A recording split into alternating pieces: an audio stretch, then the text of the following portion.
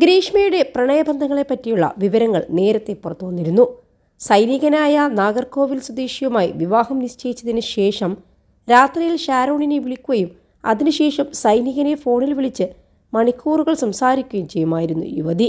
ആദ്യത്തെ പ്രണയം 10ാം ക്ലാസ്സിൽ പഠിക്കുമ്പോഴാണ് ആരംഭിച്ചതെന്ന് ഗ്രീഷ്മ തന്നെ അന്വേഷണഘട്ടത്തിൽ പോലീസിനോട് പറഞ്ഞിരുന്നു. കോളേജിൽ 2 കാമുകന്മാർ, ഷാരോൺ എന്നിവരുൾപ്പെടെ 4 കാമുകന്മാരാണ് പ്രത്യക്ഷത്തിൽ ഗ്രീഷ്മക്കുണ്ടായിരുന്നത്. കോളേജിൽ ഡിഗ്രിക്ക് പഠിക്കുമ്പോഴായിരുന്നു ഒരു പ്രണയം. പിന്നീട് ഇതിൽ നിന്ന് 2 പേരും വിട്ടുമാറി. അതിനുശേഷം PGക്ക് പഠിക്കുമ്പോൾ മറ്റൊരാളുമായി കോളേജിൽ തന്നെ പ്രണയത്തിലായി. ഇയാളുമായി പ്രണയബന്ധം തുടരുന്നതിനിടെയാണ് ഷാരോണിനെ ഒരു ബസ് യാത്രക്കിടെ പരിചയപ്പെട്ടത്. പിന്നീട് ഇരുവരും തമ്മിൽ അടുപ്പത്തിലാവുകയും ചെയ്തു. ബസ്സിലെ പരിചയം പ്രണയമായി വളർന്ന ശേഷം ഇരുവരും ഒരുമിച്ച് ബൈക്കിലാണ് കോളേജിൽ പോയിരുന്നത്. കോളേജിലെ കാമുകരോടും സഹപാഠികളോടും ഷാരോണിനെ കുറിച്ച് പറഞ്ഞിരുന്നത് സഹോദരൻ എന്നായിരുന്നു. ഗ്രീഷ്മയെ വിവാഹം കഴിക്കാനിരുന്ന നാഗർകോവിലിലെ സൈനികനെ ജമ്മുവിൽ നിന്നും വിളിച്ചു വരുത്തിയാണ് പോലീസ് മൊഴിയെടുത്തത്.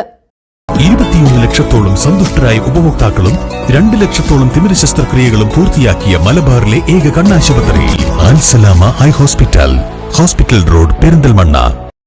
നാട്ടിലുള്ള ഒരു കാമുകന്റെ മൊഴിയെടുത്തിരുന്നു.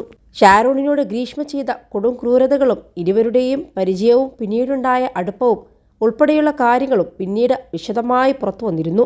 കൊലപ്പെടുത്തുക എന്ന ഉദ്ദേശം തന്നെയാണ് ആശുപത്രിയിൽ ഗുരുതരാവസ്ഥയിൽ കിടക്കുമ്പോൾ പോലും ഷാരോണിന് നൽകിയ വിഷം എന്താണെന്ന് വെളിപ്പെടുത്താൻ ഗ്രീഷ്മ തയ്യാറാകാതിരുന്നതിന് പിന്നിൽ എന്ന പ്രോസിക്യൂഷൻ പ്രധാനമായും ഉന്നയിച്ച വാദങ്ങളിലൊന്ന്.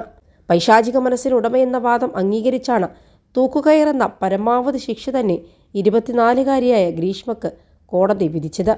അതേസമയം നെയ്യാറ്റിൻകര സെഷൻ കോടതി വധശിക്ഷ വിധിക്കുമ്പോഴും കോടതി മുറിയിൽ കൂസലില്ലാതെ ഗ്രീഷ്മ നിന്നു.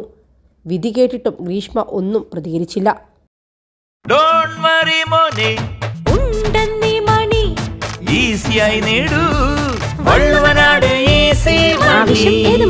പണം ഞങ്ങൾ തരും.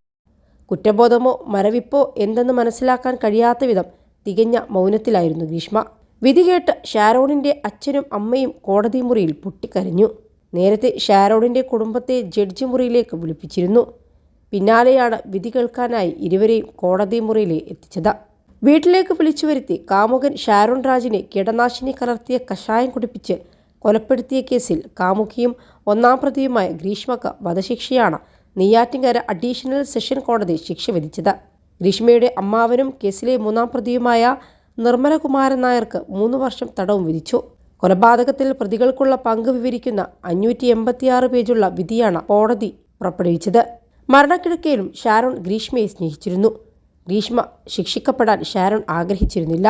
സ്നേഹബന്ധം തുടരുമ്പോഴാണ് ഷാരോണിനെ കൊല്ലാൻ ശ്രമിച്ചതെന്ന് കോടതി വ്യക്തമാക്കി.